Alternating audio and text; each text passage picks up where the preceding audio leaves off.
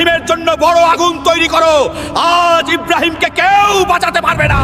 এটি একজন বাদশাহর হুকুম ছিল, এটি পুরো কওমের ফয়সালা ছিল। হযরত ইব্রাহিম আলাইহিস সালাম তার কওমকে বারবার বুঝিয়েছেন যে এই মূর্তিগুলো না শুনতে পারে, না বলতে পারে, না কোনো ক্ষতি করতে পারে, কিন্তু তার কওম তাদের বাপ দাদার রীতিনীতির ওপর অটল ছিল। তারা পাথরের মূর্তির সামনে সিজদা করত এবং সত্যের কথা শুনে রাগে ফেটে পড়ত। তারপর একদিন যখন পুরো কওম উৎসবের জন্য শহরের বাইরে গেল, তখন হযরত ইব্রাহিম আলাইহিস সালাম মূর্তিশালায় প্রবেশ করলেন। তিনি ছোট বড় সব মূর্তি ভেঙে ফেললেন, শুধু সবচেয়ে বড় মূর্তিটিকে ছেড়ে দিলেন, যাতে মানুষের কাছে সত্য পরিষ্কার হয়ে যায় যে যাদের তারা পূজা করে তারা তো নিজেদের রক্ষাও করতে পারে না। যখন মানুষ ফিরে এলো এবং তাদের উপাস্যদের ভাঙা অবস্থায় দেখলো, তখন তাদের রাগ আকাশচুম্বী হলো। তারা জিজ্ঞেস করলো, এটি কে করেছে? লোকজন বলল, একজন যুবক আছে, তার নাম ইব্রাহিম। তারপর হযরত ইব্রাহিম আলাইহিস সালামকে সবার সামনে